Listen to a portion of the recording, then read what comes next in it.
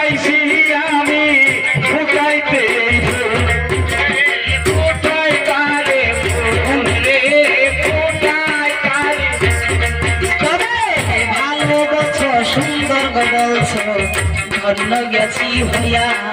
এবার এইসব কথা ছেড়ে দিয়া তোমারে যাই হইয়া। তোমারে যাই কইয়া রে তোমারে যাই কইয়া। আমার দয়াল রাসূল যখন আবার মেরাজে যাইছিলে, সেদিন মাসে কিবা তারিখ ছিল বুঝাও না আমারে রে বুঝাও না আমারে রে বুঝাও না আমারে। সেদিন রজব মাসের 27 তারিখ বলছি তোমার ঠাই ওই দিনেতে দয়াল রাসূল মেরাজেতে যায় রে মেরাজেতে যায় রে মেরাজেতে যায়। আবার চাঁদের কিবা তারিখ ছিল বুঝাও না আমারে।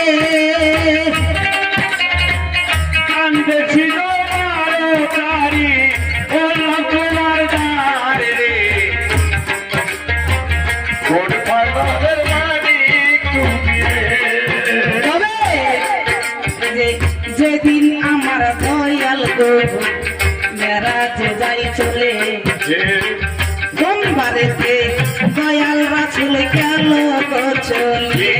রে গেল রে চলিয়া রে গেল রে চলিয়া। সন্ধ্যা পাবে কথার জবাব বোঝাও না আমারে।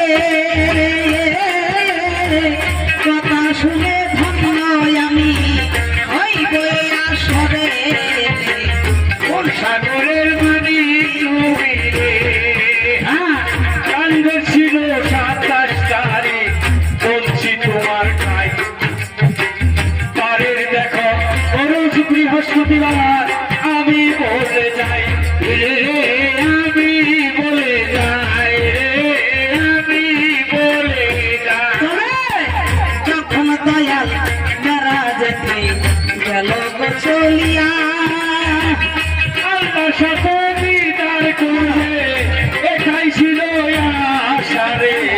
ও সাগরের মালিক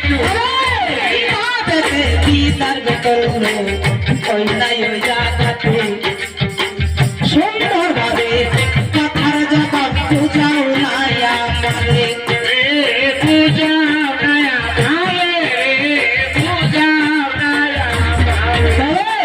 কিভাবে প্রবেশ করলো নিজে দয়াল যায়া, ধীরে ধীরে কথা তুমি কেউ না গো বুঝাইয়া।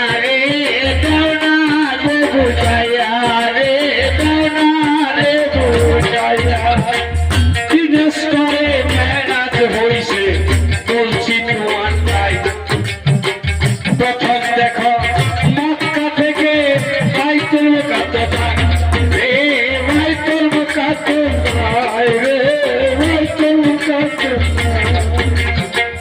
তারপরে ওইখান থেকে চৌথায় আসমান গেল ওইখানেতে কিছু সময় অপেক্ষা করিল রে অবস্থা করিল রে অপেক্ষা করিল।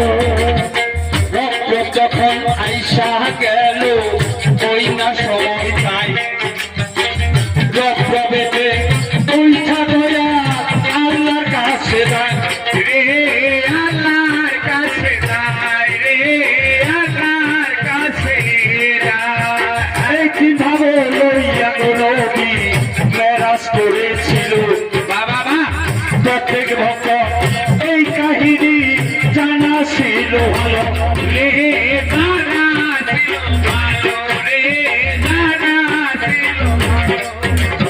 তাই তো বলি সবার কাছে এইখানে টানিয়া অনেক মানুষ কই মা গেছে